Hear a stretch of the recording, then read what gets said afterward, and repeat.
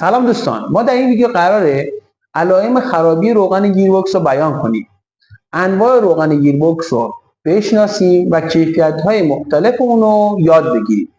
پس اگه میخواید ماشینتون روون کار کنه و دنده به آرامی و بدون نقص جا بره، این ویدیو تا انتها ببینید. خب اولین سوالی که ممکنه پیش بیاد اینه که از کجا بفهمیم روغن گیربکس خراب شده و نیاز به تعویض داره؟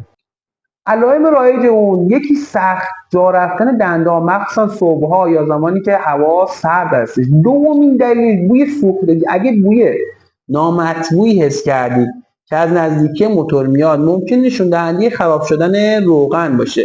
سومین علامت رایج اون صدای زوزه یا ضربه از گیربکس هستش.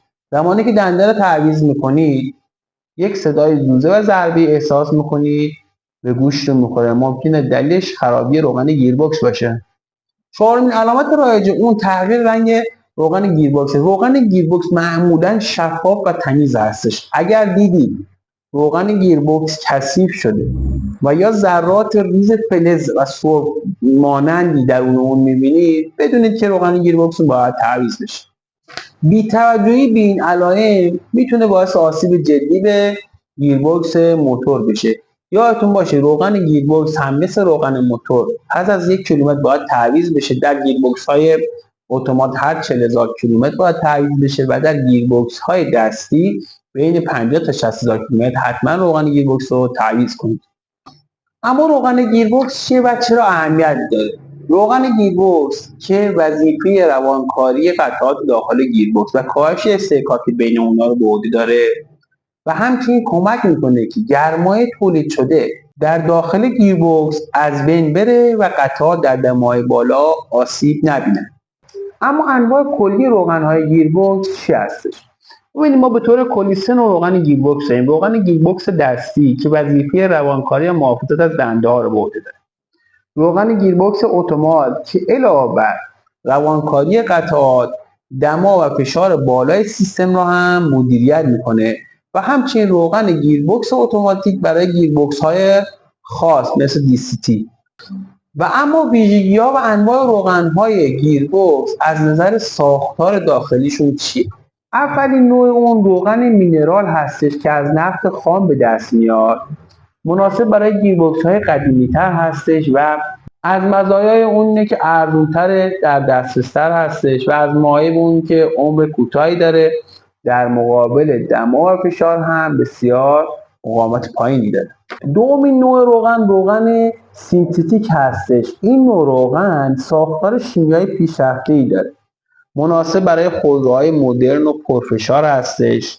در واقع مزایای اون اینه که طول عمر بالاتری داره، در مقابل گرما و فشار مقاومت بیشتری نسبت به روغن مینرال داره و از معایب اون هم قیمت اون بالاتر است. سومین نوع روغن نیمه سنتتیک هستش. ترکیبی از روغن مینرال و سنتتیک هستش. مزایایی که داره قیمت مناسب تری از سنتتیک داره و همچنین عملکرد بهتری از روغن مینرال داره.